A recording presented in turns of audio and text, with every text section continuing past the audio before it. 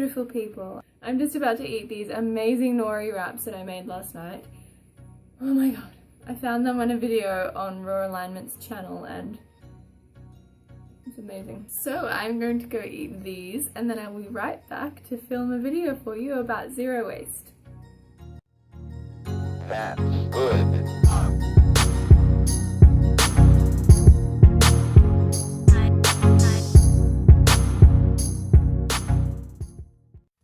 I'm back and I thoroughly enjoyed my sushi, in case you wanted to know. It was amazing. And I came back to talk about zero waste. And I will start off by saying I'm not fully zero waste. I'm mostly zero waste. But a few months ago, maybe even 6 months ago or something, quite a long time ago, I found Lauren Singer's website and TED talk she did on zero waste, and kind of just made me think, whoa, I've never really thought about the waste that I produce and how much plastic I use and how much of what I use and throw out ends in landfill. And it just made me think, well, I need to do something about that. So the main driving concept behind zero waste is not creating any waste that could end up in the landfill or the environment in order to do your part in the protection and maintenance of our Earth. Because the amount of waste that is produced every year is absolutely incredible. I'm reading off notes. The average person produces 1.9 kilograms or 4.3 pounds of waste per day. And in Australia in 2001, there were 19 million tons of waste disposed to landfill, and that number rose to 21.3 million tons by 2007, and I don't even want to know what it is now.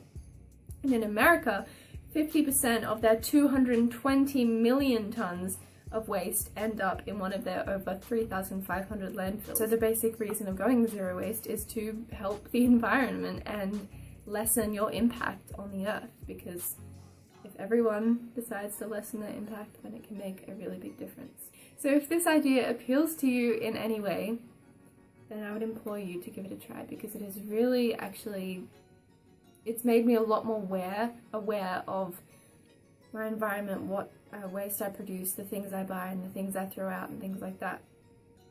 So if this interests you at all, I have a few tips that can help you transition or just make little changes in your life that could lessen your impact in some way.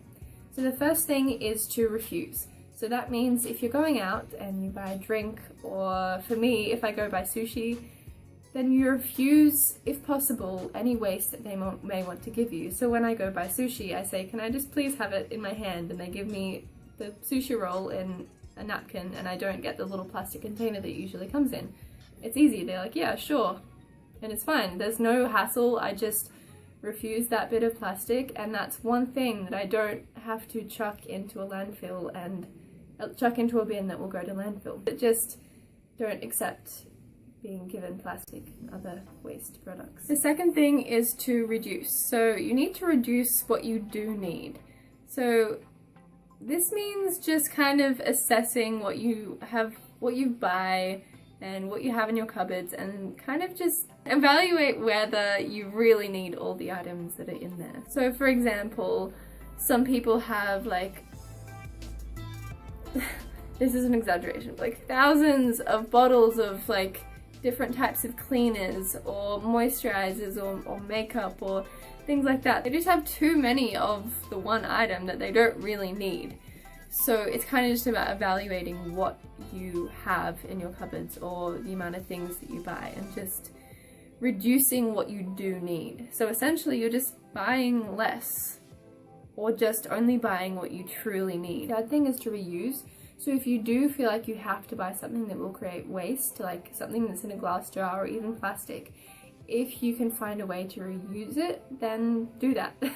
Whether that's just using the jar for something else, or doing a little DIY project and making a little plastic container into something else, just reusing things as much as you can. The fourth thing is to recycle, and this is not meant to be seen as like a go-to thing. It's more of like a last resort. So you shouldn't just buy things and go, oh, it's okay, I can recycle it. You should just do your best to do all of the other steps, but then if you really can't avoid something, then try and recycle it in some way by putting it in a recycling bin. And the fifth and final one is to rot. So rather than putting food scraps into bins, you should compost them or find someone else who can compost them for you.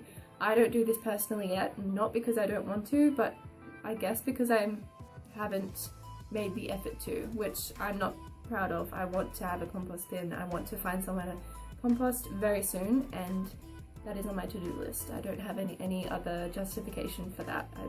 I want to do it soon. I haven't yet.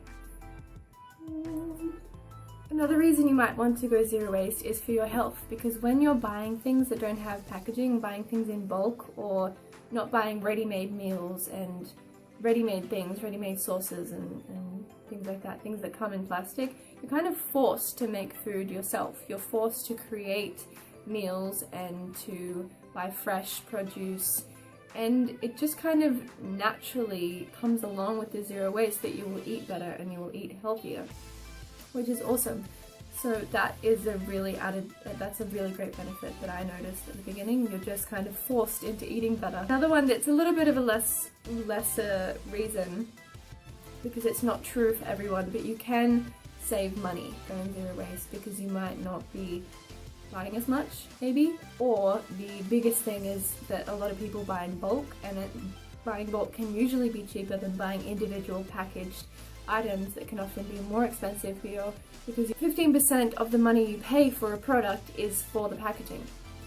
So usually, in most cases, when you buy things in bulk without packaging, it often costs less because you're not paying for that individual packing that is made for that product. So 3 last steps that might help you into transitioning into zero waste is 1, evaluate your waste. So have a look at your waste. What things are you chucking out? If it's mostly food scraps, then maybe think about buying a compost bin or finding somewhere to compost your food scraps.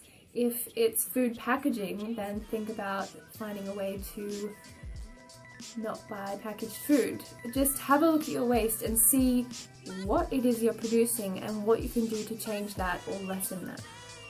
The second one is to take it easy, in a sense. Just make small one-step changes. That sounds wrong. Just make small one-time changes that will have a great impact, but just with a lesser amount of effort needed. So little things just like buying a reusable water bottle, like this metal one I've got, or sometimes I use this glass one that's an old sparkling apple juice bottle. Or reusable bags. I actually have that whole ladder thing is covered in reusable bags, and I use them all the time, and if I'm the one shopping, then I always bring reusable bags and things like that. So it's just making those little changes that have a big impact in your life that can, mean the most. And the third one is DIY. That doesn't mean you have to become a DIY guru, it just means putting a little bit more effort sometimes into making your own products, or making your own foods, or making your own items. So I've made reusable bags, and I make my own products. I make my own toothpaste. I'll actually put that in the description. The recipe is crazy easy, so I'll just put that in there. And I make my own toner. I make my own moisturizer, which also serves as a lip balm. Yeah, you don't have to be a DIY guru. All you have to do is just Google DIY products, and there are just thousands upon thousands of things on the internet for you to try, and I would highly recommend them. Alright, so I just wanted to share my personal stance on zero waste and my personal experiences and tips that may help you become a little bit more zero waste in your life. And yeah, I really enjoyed making this video, and there'll be more to come of this nature, other zero waste tips that you can implement in your life, and little things that you can make and create, which I am very much looking forward to making for you.